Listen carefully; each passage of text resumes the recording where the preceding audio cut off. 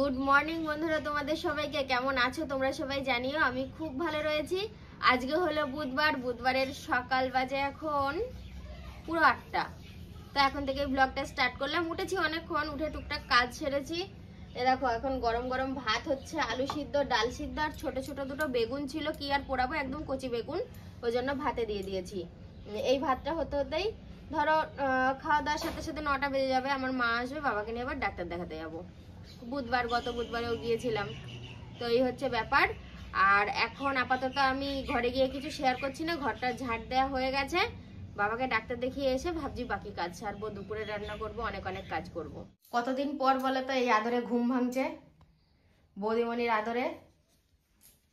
এরকম একটা বৌদি থাকাও দরকার ঘুম থেকে তোলানোর জন্য। এর মধ্যে কি আছে মা, পরে খুলে দেখবো নাকি? দেখি খোলো। এগুলো একসাথে আবার আমাকে দিয়ে পাঠাস। আচ্ছা ঠিক আছে। তুলসী পাতা দিয়ে নিয়ে এসছে, ঘুটে ছাই, তুলসী পাতা দিয়ে। বাপরে, পাটি সাপটা তো পিঠে, মানে শীতের শুরুতেই পিঠে, খুব সুন্দর। দেখো কত সুন্দর করে পাটি সাপটা বানিয়ে নিয়ে এসছে। আমি থালায় সাজালাম, মা তো মায়ের জায়গায় নিয়ে এসছিল খুব সুন্দর করে গামলা টামলার মধ্যে। ওগুলো মাকে ফেরত দিয়ে দেবো, ওগুলো তো নিত্য প্রয়োজনীয় জিনিস, আমার কাছে আটকে রেখে কি করব। ওই জন্য আমি এই পিঠেগুলো রেখে দিয়েছি। না পৌঁছানো থাকলে হ্যাঁ, ওইটাই কথা। গাটা নাই খুব ব্যথা, বুঝলে? গায়ে ব্যথা হলো কেন তোমার? চোখে ঘুম ঘুম আছে। আজকে একবার নাই দাদার বাড়িতে যাবো। কারণটা হচ্ছে আজকে দাদাকে বলে আসবো তুই তোর মেয়েটাকে নিয়ে বাইরে শুবি আর বৌদি ঘরে শোবে। কেন? কেন?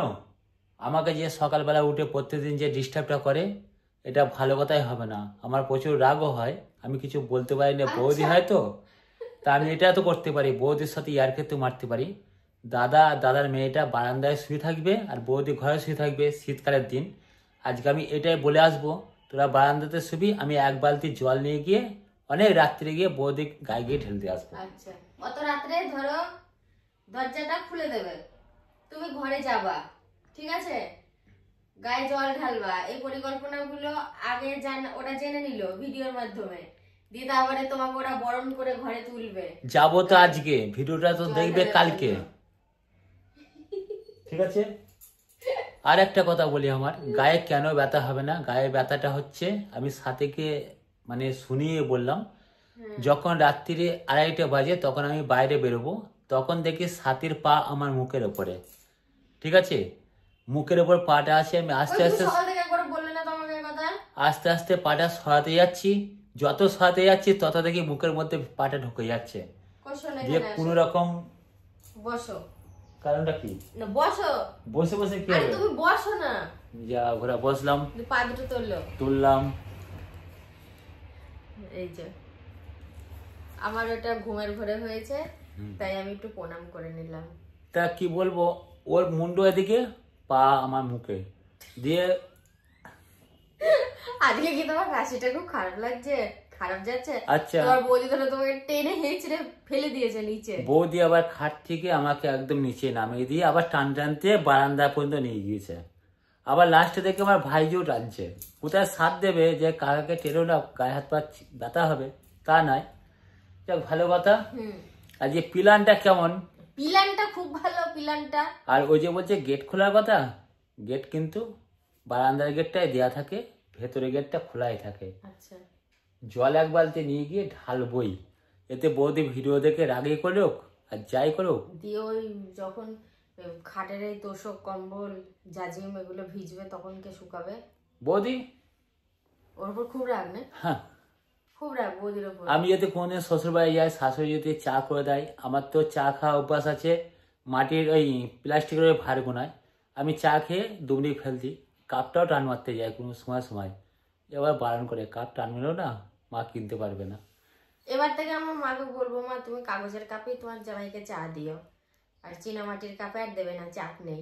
তারপরে যদি কোনো সময় কোনো বাচ্চা থাকে খাটে বসে, আমি তাকে হিস করে এগুলো খুব করে, কাছের জন্য তো লোক আছে, তাই নয়? গুড ইভিনিং বন্ধুরা, তোমাদের সবাইকে। দেখো চা বানিয়েছি। বাপি আজকে দুধ চা খেতে চেয়েছিল আমার কাছে, তো সেই কারণেই ওর জন্য দুধ চা হয়েছে। আর ওই দেখো চা এখনো রয়েছে, আর লিকার চা হয়েছে। লিকার চা তো নয়, আয়ুর্বেদিক চা, রাম তুলসী পাতা, আদা সব কিছু দিয়ে যেটা আমি খাবো, কারণ দুধ চাটা খাবো না। খেলে ক্ষতিও হবে আর একটু কমও আছে পরিমাণে। আমি একটু দেখো লিকার চা নিয়ে নিয়েছি, তাও ছোট কাপে। প্রত্যেকদিন সন্ধ্যেবেলায় আমাদের বাড়িতে প্রকাশবাবু আসে, এই যে চলে এসছে আর তোমাদেরকে একটু হাই করে দিল। সন্ধে দেয়া, চায়ের পর্ব সমস্তটাই কমপ্লিট হয়ে গেছে। এখন একটু বসলাম। রাত্রের খাবারের ব্যবস্থা তো আমি এখনই করব না, সেটা করবো আরও পরে। তো রাত এখনো বেশি হয়নি, মাত্র 6টা বাজে, সবে সন্ধে হলো। গরমের দিন হলে এই সময় সন্ধেবাতিও দেওয়া হতো না, 6:30 নাগাদ দেওয়া হয়। তো যাই হোক, এখন একটুখানি বসি আর কি করব। আরে আমার না খুব অসুবিধা হয়ে গেছে জানো তো, লাইব্রেরিটা খোলা, বই দিচ্ছে না। এমনি তো প্রায় বছর 2 মতো বন্ধ, তারপরে কত বই কিনে পড়া যায় বলো। তাও ঘরে যে সমস্ত বইগুলো ছিল মোটামুটি পড়েছি। লাইব্রেরি থেকে মানে মন মতো বই নিয়ে আসা যায়, 2-3টে করে নিয়ে আসি, ইচ্ছা মতো পড়ি। মানে ওটা খোলা থাকলে আমার পক্ষে খুব সুবিধা। কালকে যাবো একবার, দেখি। তুমি কবে লাস্ট এসছো এখানে আমি জানি না, আমার মনে পড়ছে না। আমি আজকে প্রথম এলাম, এতদিন আসিনি তোমাদের বাড়ি, কোনোদিনই আসিনি মনে আমরা দুজনে এসেছিলাম তো এই যে রাসের সময়, দেখেছো মাথায় আসছে না। ওগো আবার তোমরা সব এসছো, আবার এসছো। হ্যাঁ আমি তো যাবো জল নিয়ে, দাঁড়াও। এতক্ষণ সময়টা কিন্তু খুব ভালো কাটছিল, কি সুন্দর সবাই মিলে হইচই করছিলাম, চা খেলাম। আর ওই যে আমার আরেকটা যা রূপা, ও তো আমার মায়ের হাতের পিঠে খেয়ে খুব প্রশংসা করলো, বললো দারুণ পাটিসাপটা খেলাম শীত পড়তে পড়তেই। বৌদি আসলো, চা নিয়ে আসলাম, বৌমা আসলো, চা নিয়ে আসলাম, সৈনিকে নিয়ে গেছিলাম চায়ের দোকানে।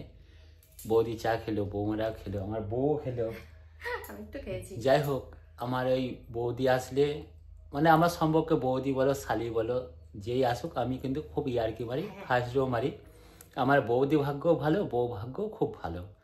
তা আমার কিন্তু মনটা হচ্ছে একদম গঙ্গার জলের মতন পবিত্র। বিষয়টা হচ্ছে কি, আমি ইয়ার্কি মারতে তো ভালোবাসি, তাই বৌদিদের সাথে একটু ইয়ার্কি মারি। আর আমার বউটা কিন্তু খুব ভালো, যতই ইয়ার্কি মারি যাই করি মনে কিন্তু কোনো কিন্তু জমা হয় না। আমার ওই সমস্ত মনে নেই গো, আমার ওই পাপ মনে নেই ও তো যে আমার বর কার সাথে একটু হেসে কথা বললো, কার গাল টিপে ধরলো, ওগুলো আমার মনে কোনো দাগই ফেলে না, কারণ আমি জানি ও মনের দিক থেকে স্বচ্ছ। ও তো জানে আজকে কত বছর আমার সাথে সংসার করছে, তা আমি কেমন ধরনের সেটাও জানে। এবার অনেকে জানে না, সেটা নিয়ে অনেক কথাও হয়তো বলে। আবার দেখো আমাদের ইয়ার্কিগুলো কি ধরনের। আমার কিন্তু একটা বাড়িতে ঠাকুর জামাই রয়েছে, তার সাথে সারাদিন হাসি মজা গল্প হয়, ঠিক আছে।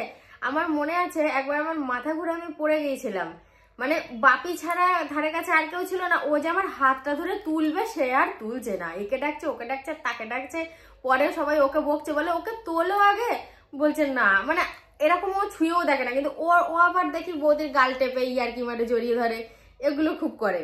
তা বৌদির সম্পর্কে ইয়ার্কি মারারই জায়গা, ইয়ার্কি তো মারতেই হবে। আর তোমার তো ঠাকুর জামাই হয়, তোমাকে তুলতেই পারে সে। না, ও জীবনে আমাকে ছোঁয় না, টাচ করে না। আর তার থেকে বড় কথা, ও বলতে চাইছে বন্ধুরা, ও বলতে চাইছে ওর এই অন্তরটা দুধের মতো সাদা। হ্যাঁ, দুধের তো তোমরাও জানো, আমিও জানি দুধের মতো সাদা। না না, আমি একটু নজর রাখবো, এতটা দড়ি ছেড়ে দেওয়া যাবে না। আচ্ছা, কথার মধ্যে একটা কেমন কেমন কিন্তু জড়িয়ে নেই তো আবার। না, আমি দড়িটা খুব ছেড়ে দিয়েছি, এবার একটুখানি গুটাবো। তোমরা যাই বলো তাই বলো, আমার বউ ভালো, বৌদিও ভালো, আমিও ভালো। বিষয়টা হচ্ছে এখন আমার বউ রান্না করবে আলু সেদ্ধ ভাত। না গো, ভাত আমি দেখবো কতটা পরিমাণে আছে, সেই বুঝে করব। তাহলে ঝটপট। আর না তো বলছিল এখন মুড়ি খাবে, মুড়ি খেয়ে শুয়ে পড়বে। ও যদি মুড়ি খেয়েছি না আজকে, ওই যদি মুড়ি খায় আমাকেও মুড়ি খেতে হবে, আমি ভাত খাবো মুড়ি খাবে, সেটা তো হয় না, ভালো হয় না, বেমানা হয়ে যাবে। রাতের রান্না যে আমি কি করব সেটাই ভেবে পাচ্ছি না। তো 7-5 ভাবতে ভাবতে কি করছি জানো, পেঁয়াজ ভাজা। জানি না তোমাদের কেমন লাগে, আমাদের বাড়িতে কিন্তু মাঝে মধ্যে দেখি কারোর যদি মুখে রুচি না থাকে এরকম পেঁয়াজ ভেজে ভাত খায়। আর একটু ডাল তরকারিও আছে, তো ভাবলাম কি আমি একটু পেঁয়াজ ভাজা করি আজকে। আর সত্যি কথা বলতে খুব ভালোও লেগেছে খেতে। তো বন্ধুরা, পেঁয়াজ ভাজা করতে করতেই আজকের ভিডিওটা আমি শেষ করে দিচ্ছি। তোমরা সবাই খুব ভালো থেকো, দেখা হচ্ছে কালকে থেকে। সবাইকে গুড নাইট।